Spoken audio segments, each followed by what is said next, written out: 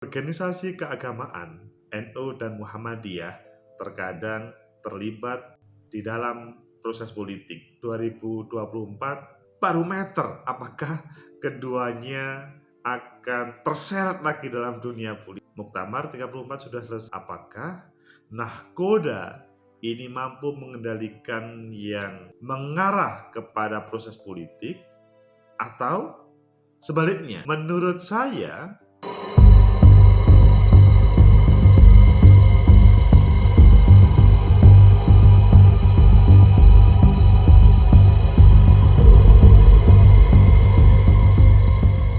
Assalamualaikum warahmatullahi wabarakatuh. Selamat pagi, salam sejahtera untuk kita semua, pecinta masa depan negeri. Hari ini kita mendapatkan berbagai berita tentang politik dihubungkan dengan 2024. Di sana pasti kita akan membicarakan tentang pemilihan presiden. Di dalamnya tanya yang sebenarnya adalah dari partai politik, karena sampai hari ini undang-undang regulasi itu hanya yang diusulkan partai politik atau gabungan partai politik. Meskipun kalian sudah tahu bahwa ada tarik menarik apakah parliament threshold 20%, 25% itu bisa berhasil digugat di Mahkamah Konstitusi atau tidak, karena hari-hari ini sedang diproses, diajukan ke Mahkamah Konstitusi.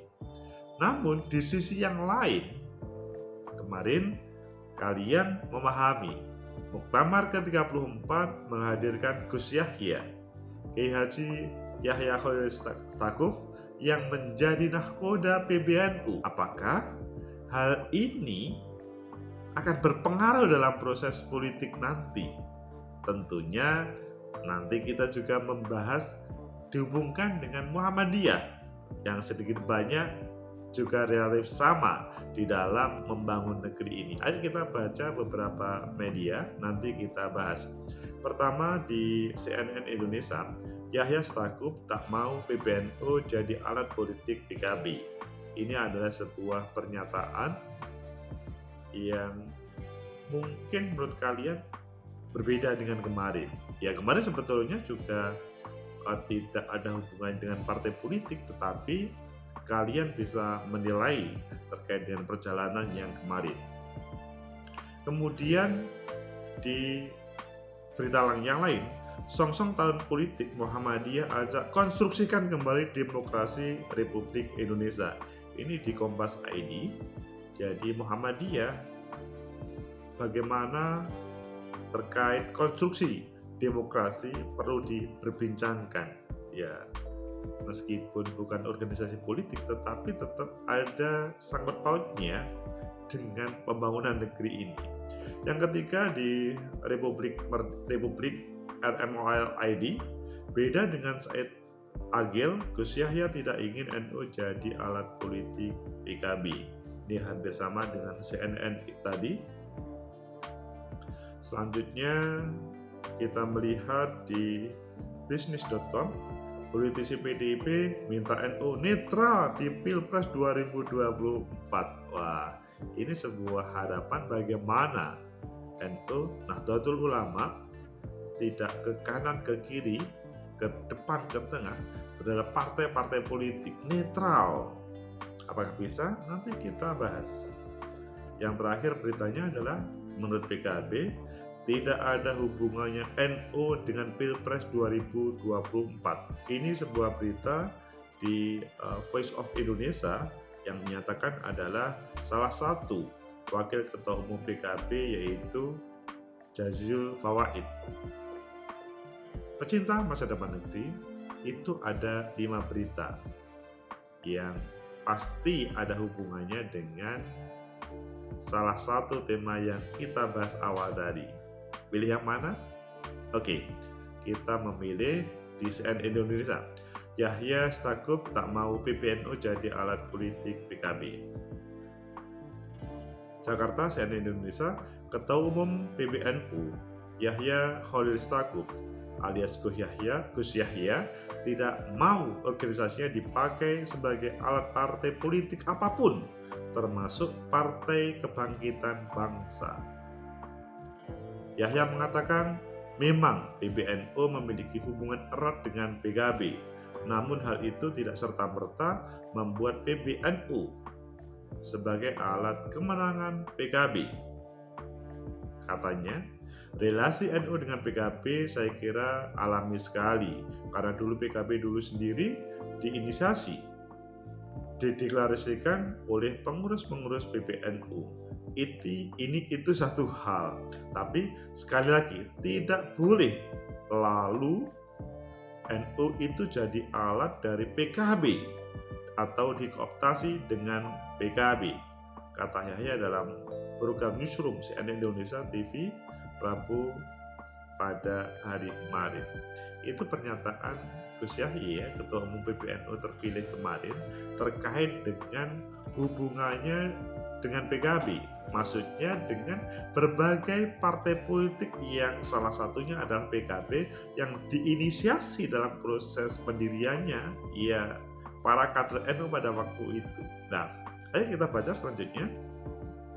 Mungkin demikian, Yahya membuka ruang jika ada pengurus PKB yang hendak bergabung dengan PBNU. Dia juga membuka ruang itu bagi pengurus partai politik lainnya. Jadi Gus Yahya sebagai nahkoda, sebagai orang nomor satu di tanfidnya PBNU, bagaimana orang-orang PKB, orang-orang partai politik lainnya bisa bergabung di Nahdlatul Ulama. Jadi memberikan kesempatan kepada siapapun.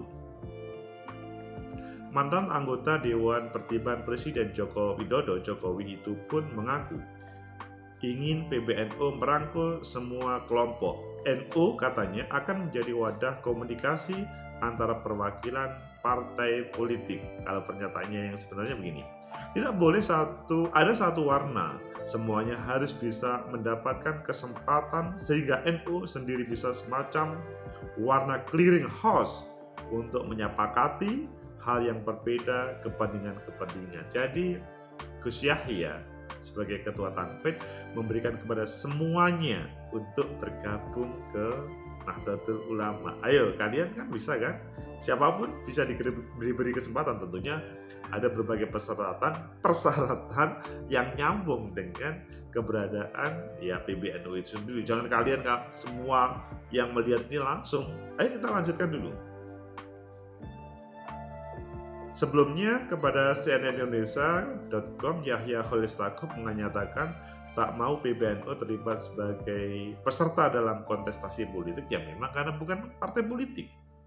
Dia menegaskan tidak ingin ada pengurus PBNU yang mencalonkan diri sebagai presiden dan wakil presiden di Pilpres 2024. Wah, ini sebuah warning keras. Tidak boleh orang PBNU menjadi calon presiden dan calon wakil presiden. Jadi kalian kalau ingin menjadi pengurus PBNU, siap untuk tidak dicalonkan untuk menjadi presiden dan wakil presiden. Saya bilang semenjak awal, saya tidak mau menjadi calon presiden atau calon wakil presiden. Saya tidak mau ada calon presiden dan calon wakil presiden dari PBNU. Supaya apa? Supaya PBNU tetap dalam posisi menjadi penyangga di 2024, kata Gus Yahya. Jadi itu adalah pernyataan Gus Yahya jauh sebelum muktamar atau sebelum terpilihnya beliau. Pecinta masa depan negeri, itulah pernyataan PBNU atau Gus Yahya terkait dengan masa depan PBNU. Maksudnya PBNU pada periode sekarang menghadapi Pilpres 2024 tidak boleh yang di PBNU dicalonkan atau mencalonkan diri. Itu adalah aturan yang dibuat Gus Yahya terkait dengan para pengurus PBNU nanti, meskipun memberikan kesempatan kepada siapapun kalian untuk menjadi pengurus PBNU. Ya, sekali lagi, terbatas pada elit-elit, bukan elit-elit sih sebetulnya, orang-orang yang sudah berkhidmah di NU dan selanjutnya bisa masuk ke PBNU. Bukan kalian yang bebas kemudian langsung masuk ke PBNU, bukan. Kan kader-kader Nahdlatul Ulama kan tidak hanya di salah satu partai politik, ada di partai PKB, partai Golkar, partai Gerindra, dan lain-lainnya, yang pasti banyak. Di sini adalah Gus Yahya memberikan kesempatan kepada siapapun untuk bergabung ke PBNU. Pecinta masa depan negeri, itulah sebuah berita yang saya katakan tadi, bahwa pada pemilu 2024, khususnya Pilpres, nahkoda PBNU tidak menginginkan ada intervensi PBNU terhadap Pilpres, tetapi bagaimana bisa menjadi penyangga ke semuanya. Ini masih teringat pada waktu muktamar di situ Bondo dahulu, bagaimana PBNU itu tidak menjadi bagian dari partai politik. Ya, ini sebuah, kalau menurut saya sih sebetulnya ini adalah sebuah langkah yang bagus ya, karena kita pahami bahwa Nahdlatul Ulama adalah organisasi keagamaan, sosial kemasyarakatan, yang dia adalah berhikmat kepada masyarakat. Dan ada sebuah perbedaan dengan partai politik.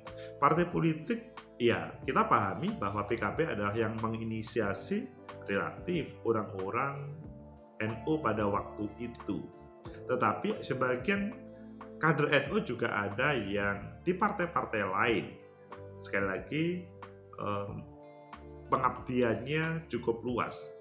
Hal ini kata Gus Yahya, bagaimana memberikan kesempatan kepada semuanya. Maksudnya juga NU akan menyanggah semua partai politik untuk bisa berkontestasi. Dan sebetulnya ini adalah, kalau menurut saya sih, ini adalah sebuah pilihan kalian yang pengen aktif di lembaga sosial keagamaan, kemasyarakatan, ya coba tidak mencampur adukan dengan partai politik.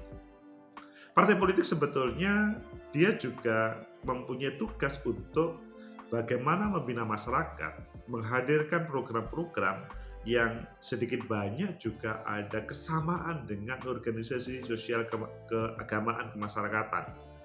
Tetapi ada perbedaannya dalam platform menjalankan organisasi. Kalau partai politik identik dengan sebuah kepentingan, maksudnya kekuasaan.